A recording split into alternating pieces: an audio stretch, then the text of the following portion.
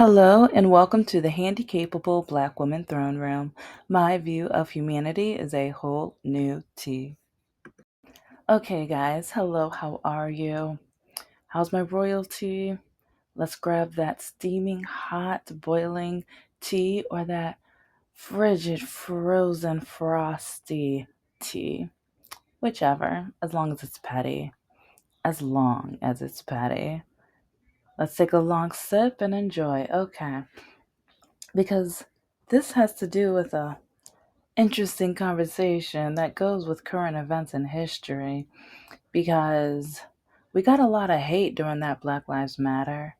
We got a lot of hate during the Black Lives Matter, especially with my ex's mom and her oldest, in my opinion, awful, terrible, hateful oldest daughter. Oh, she was a hot. I don't have anything nice to say. I don't have much nice to say about his mother either, except at least she allowed me in the house, even though she said so many awful racist things, and I didn't want to go to her house. And I don't know if he ever told her because he would have to gaslight or manipulate me in order to. Because he would always say, well, if you don't want to go to my mother's house, that means you don't love me. You must not care about me. It's like, even though we're never going to get married, don't you want to show that you care about me? Don't you know that this is going to show everybody how you're able to look past that? Everyone's going to look at you like how mature you are. And so much more garbage he would pull with that mess.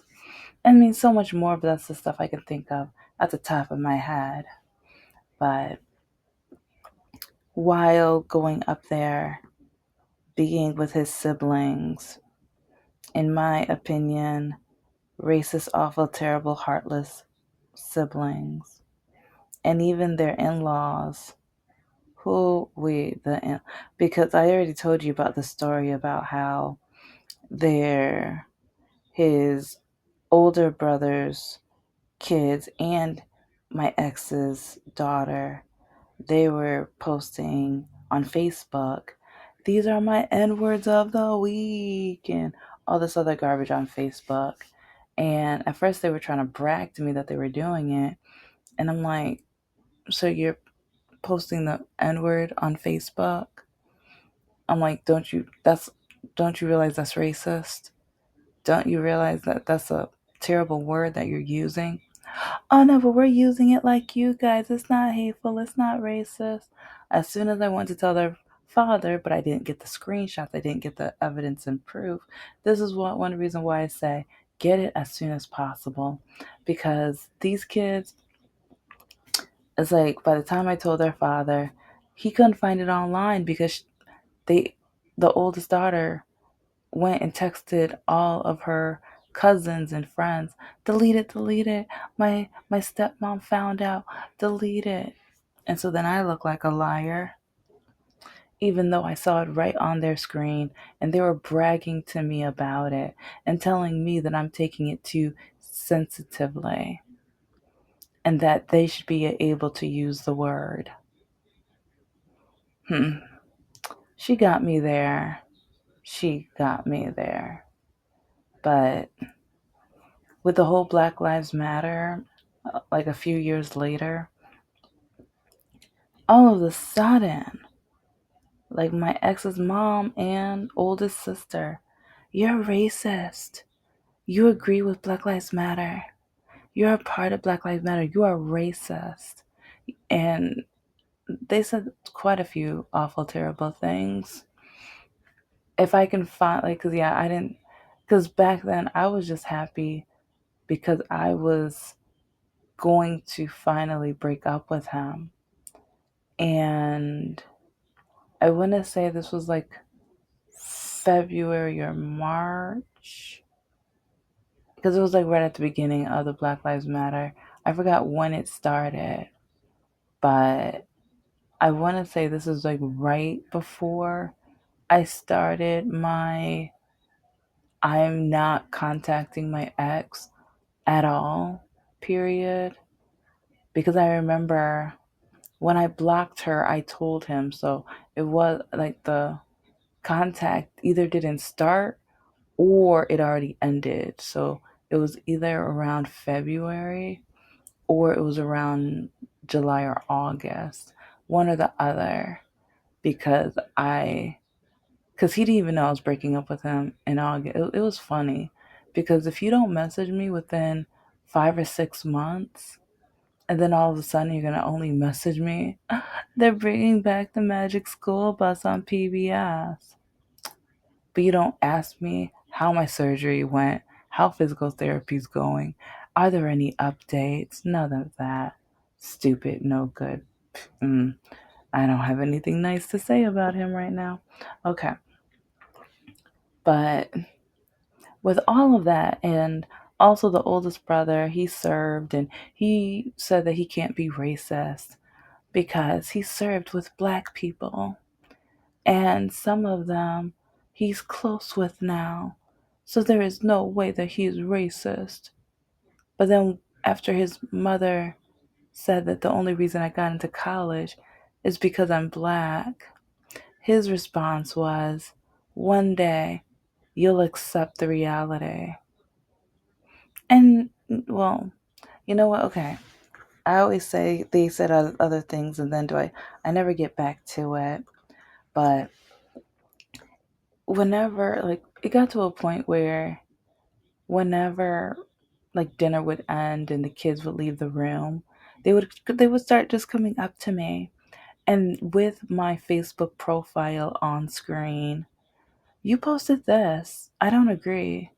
You guys are odd. So you're with the LGBTQ? So you don't think it's black people's fault?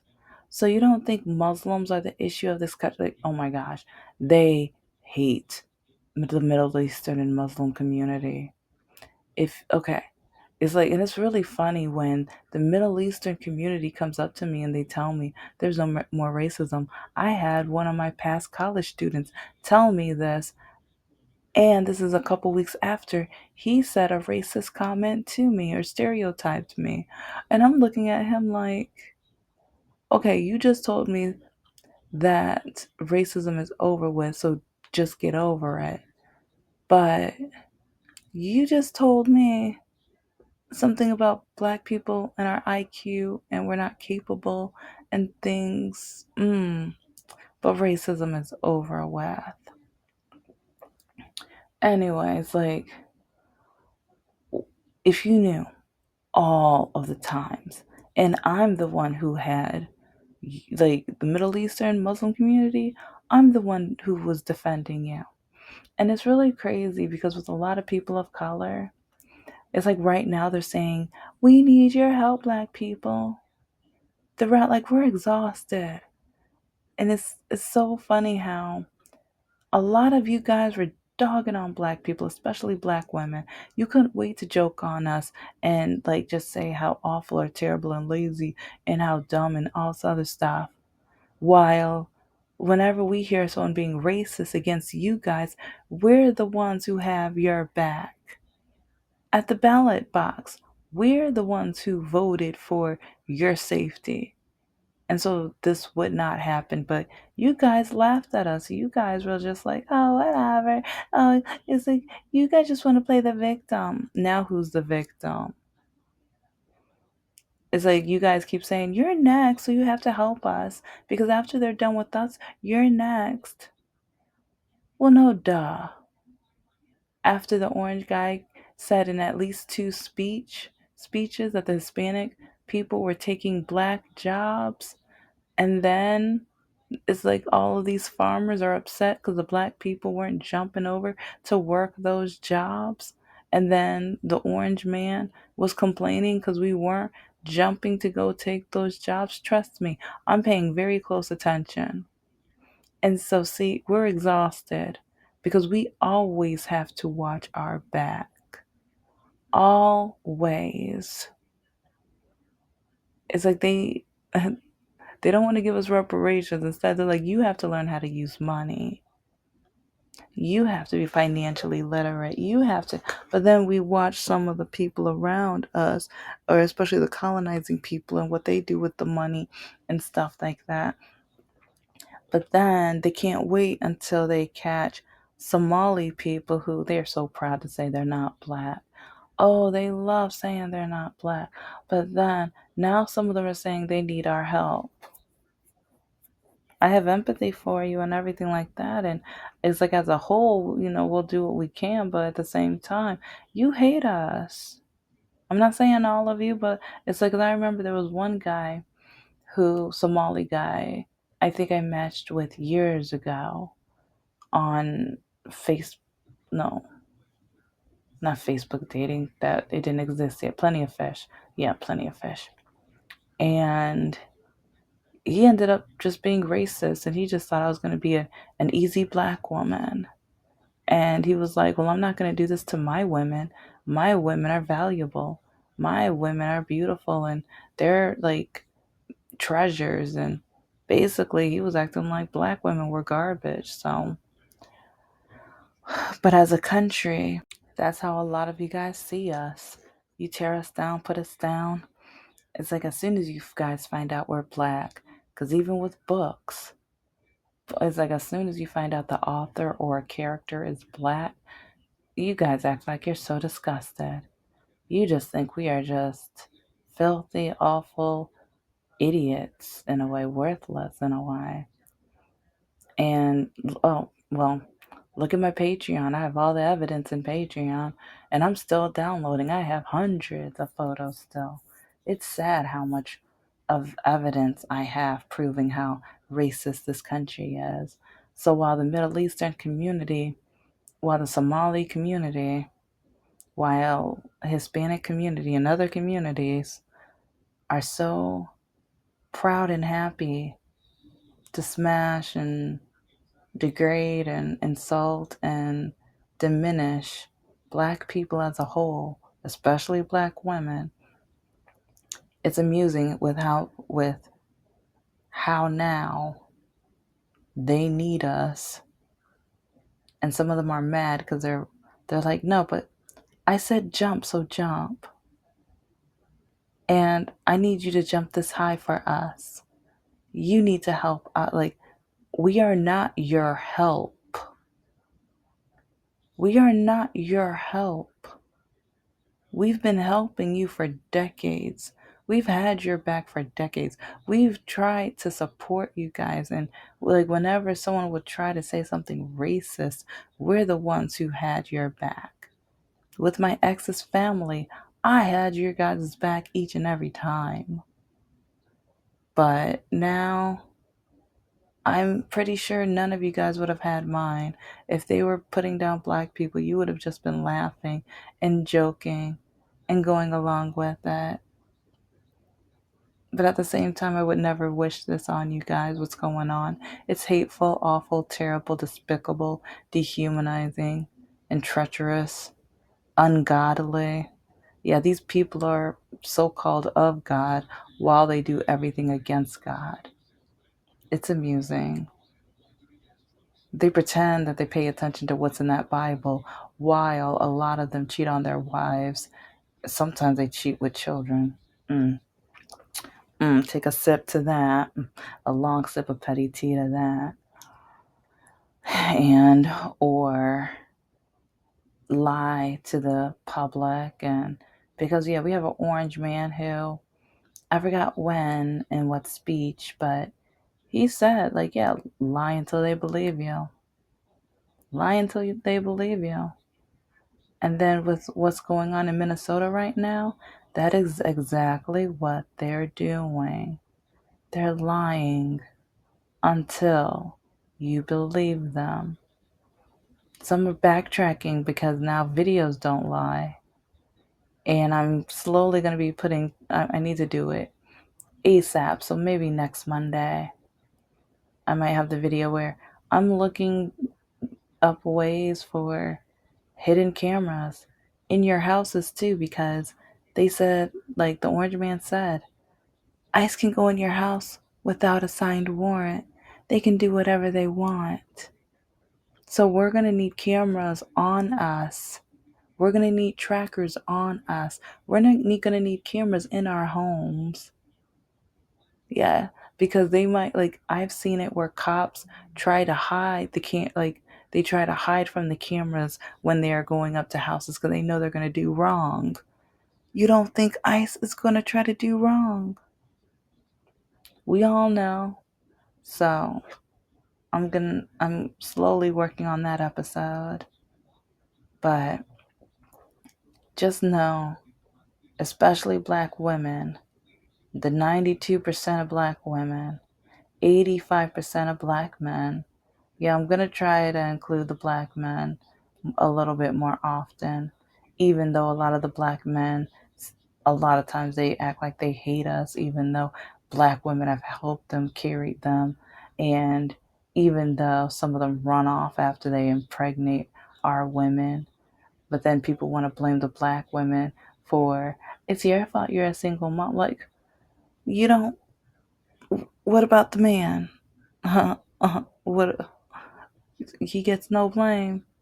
You want to make it illegal if she aborts it, but you're blaming her because she is trying her best and taking care of the child the best she can. But then, oh yeah, another episode is going to be about the Heritage Foundation, even more, because I'm finding out somewhat, like, at first I'm like, I don't have the evidence, but I think maybe they're just now releasing the evidence of how they're basically going to try to have women as property. And I was hoping it was lies, but because yeah, I just posted the episodes a few days over the last few days and stuff, but it looks like it might be true. And women were not property. We're not. And it's disgusting how so many men, the patriarchy, religion, it's like, it's disgusting. But anyway. I mean, that goes back to the politics too, because so many of the politics, they don't want to vote for females. They don't want a female leader, which is another reason we ended up in the mess we are in right now, because so many men degrade and put down women. Remember all of the things that they were talking about Mrs. Clinton when she was running and stuff? They were being sexist about her too. Like, whenever they can drag and put down a woman, they will do so.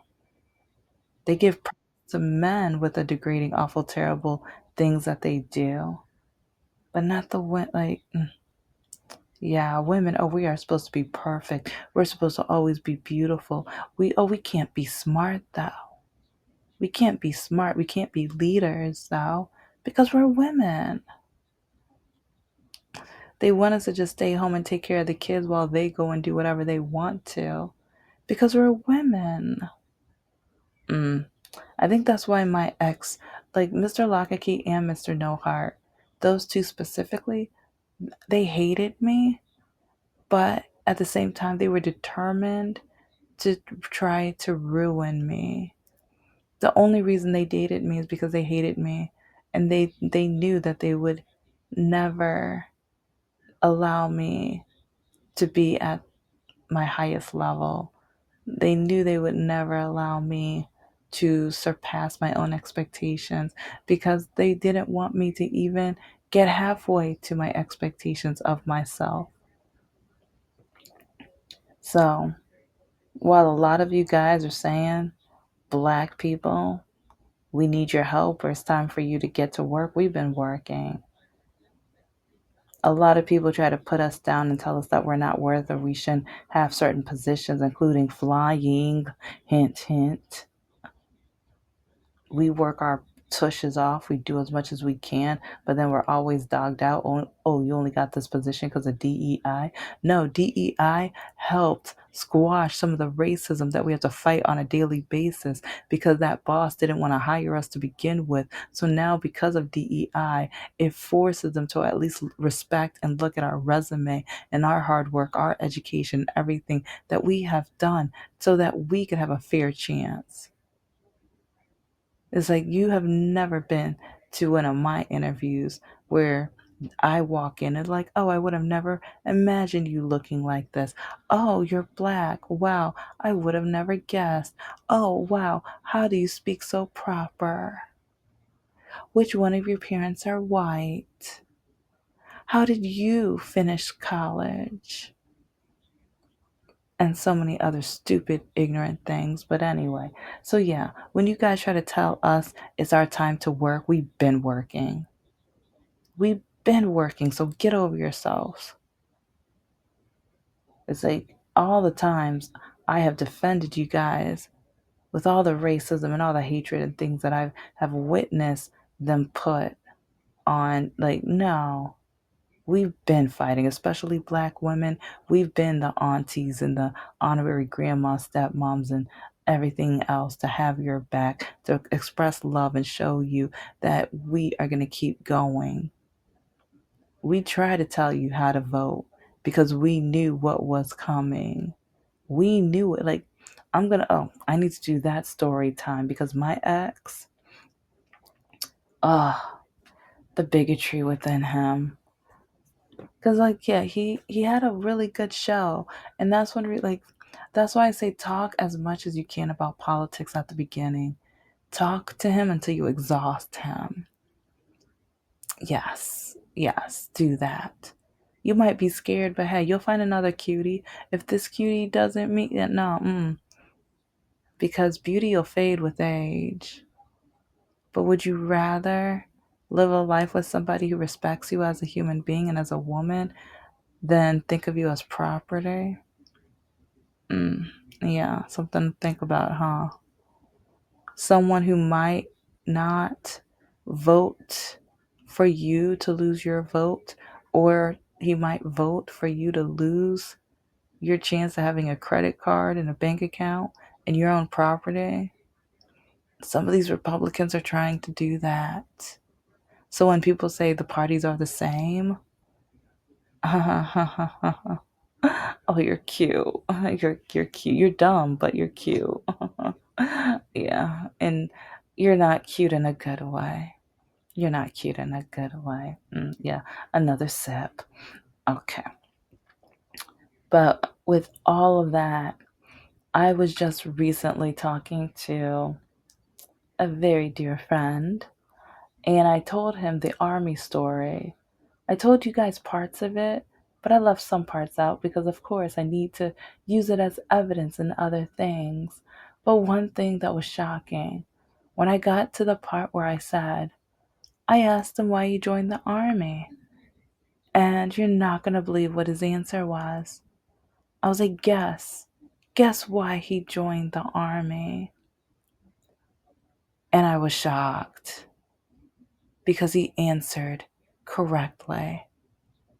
Because he has an ex whose brother or brother-in-law, yeah, they also joined the army, and they joined for the same exact reason. So this is why I said all of this stuff about race and how black people have held and carried your backs, and like we try to hold up like just your identities and away from racism. We tried to tear down the hate and the disgusting comments. We've been doing this for years because the answer that both of these men said of why they joined the army, and this is why you need to watch your backs with ice. They both joined the army so that they can legally eliminate people from the earth. That is why they joined. Both of them had the same exact answer. I will never forget that night when I asked him why he joined the army and the way he told me. And I remember I just paused and I got quiet. And he was like, why are you quiet? Aren't you excited? It's like, I want to have fun with that. That's going to be exciting. And part of me, like, I was hoping that he got terminated or not. He got, lost his job, termination. That, yeah. But now I'm scared because he might just switch over and join ICE so that he can do that to somebody else. Looking around and seeing how ICE is treating other people, I think he would have jumped at that chance. These are the type of men. And it's the men walking around with their privilege, walking around bragging because with that privilege, they can do things that other people can't. And like the Orange Man said, which is one reason a lot of these MAGA people love him, is that he can just eliminate anybody on like in New York or on New York Street or whatever, and no one's gonna say a thing. The same type of reason why, well, I almost said his name. I'll say Pablo, but it wasn't Pablo, but it's, yeah, it's technically a hint. Yeah. Yeah, that was his answer though. That was his answer though. But looking at who's joining ICE and looking at how a lot of them are joining because they want to eliminate the fair competition in this country. Like they don't want it to be fair. They're using their privilege. They're using their skin as a reason for them to deserve everything. They feel like they're obligated, like everyone owes them. Like they should be the only main character in existence. Like we should just serve them. They want us to be just their help. That's how a lot of these MAGA Republican men are acting. They might say that that's not the answer, but when you start talking about politics and talking about ICE and talking about DEI and talking about other issues that don't concern them, they do not care. But I'll talk more about this in a later episode. Thank you so much for listening to the Handicapable Black Woman Throne Room. I am a woman, I am of color, and I am handicapable. But most importantly, I am human and you're human too.